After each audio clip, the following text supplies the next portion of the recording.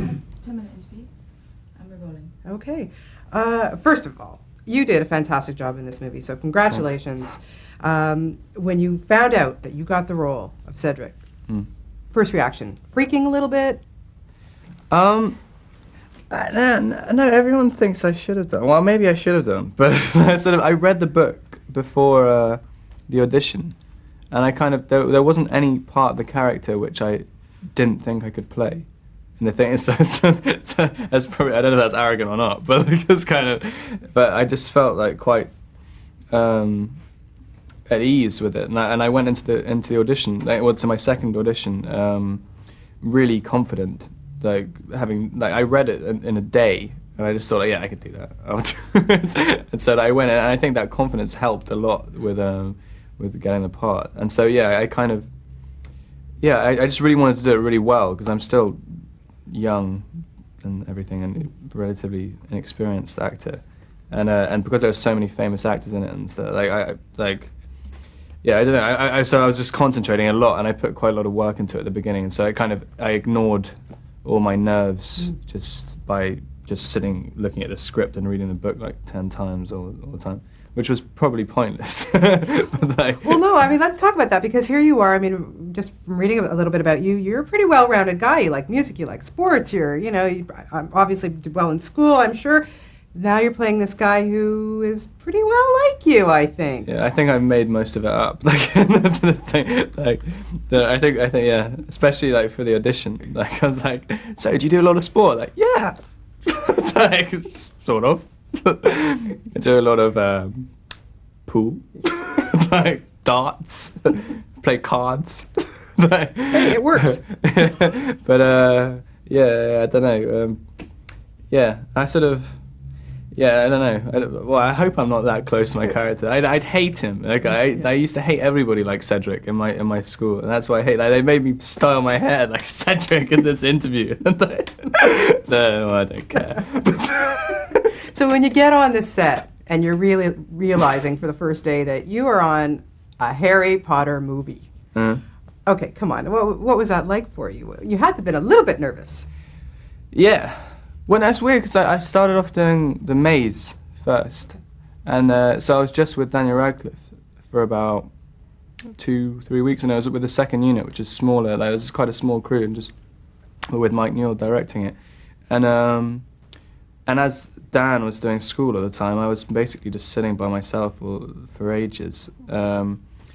And at the time, I wanted to be taken really seriously as an actor, so I used to just sit around, just drinking coffee all day and trying to look really intense. So I kind of. What was the question? I'm completely lost. Well, just about being nervous about being in scope of this type of film. Sorry. I was a bit, but I think because it started off quite small in the maze and stuff. And the shooting was very isolated. It was with a Steadicam and just with two guys just running around. And also it was quite, the scene involved you being quite nervous. And so it all kind of worked out.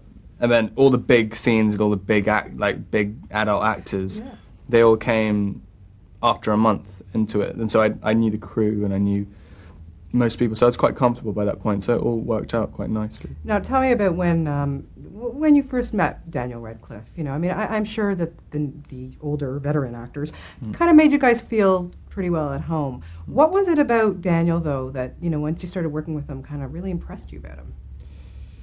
Well, I knew, I watched the first 3 movies, and you can tell in the last one he's getting better and better, and I could tell he was going to. And also, I like the fact that he's grown, because he's been consistent. He's not he hasn't been watching I don't know, Johnny Depp or something, and then try to be Johnny Depp in the or something like that, or something weird. He's been consistent in his character, and if he does that through all 7, that'll be really interesting. And I think I knew, because he's really good in this one, and I knew from the beginning that he'd be really good, and especially when I was doing scenes when he's holding my body and stuff, I was quite moved by what he was doing.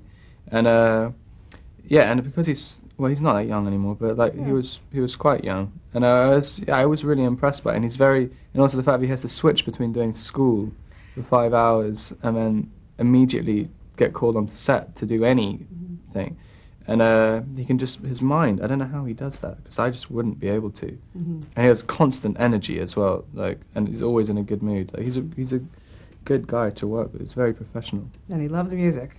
Yeah, he introduced me to a couple of bands as well, which I hadn't listened to before. Oh, that's pretty cool. Mm. And I know he's a prankster, but has he grown up? Did he pull any pranks on you?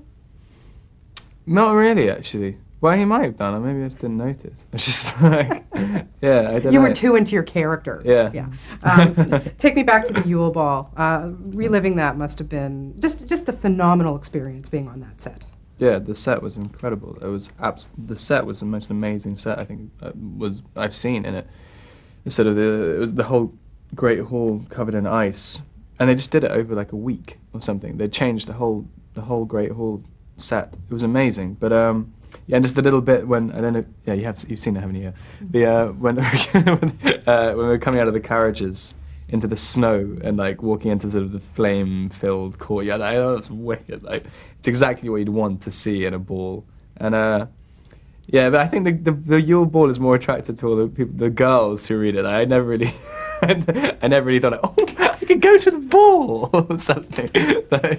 What, your prom wasn't like that at all? I didn't have a prom. I had like, there were only 6 people in my year at school, and so like. I never went to school, but like well, you made up for it in this film. Yeah. It was nice. It was like my end of school prom. Excellent. Sort of. Now, tell me a little bit about the challenges you faced doing the underwater scenes. That must have been really hard. Yeah, it was quite like, yeah, because even though in all my press release says I'm really good at swimming and sports and stuff, I'm actually not. So I had to kind of. Get better at swimming very quickly, and just sort of holding your breath for 30 seconds or whatever seems like it's relatively easy, like if you're just kind of swimming around on holiday or whatever.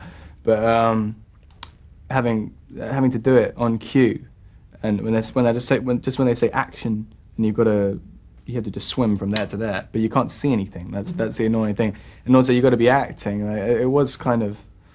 Yeah, there are a couple of times where you think you're swimming towards the diver with the breathing apparatus, and then you find it's just like something in the water, and you're like,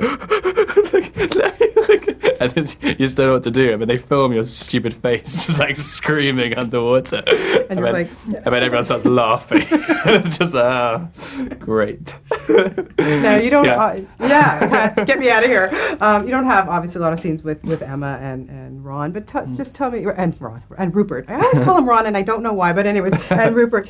But tell me a little bit about your impressions of them too. You know, just being with these people who've been in these films all along, meeting them, and what it was like meeting those two.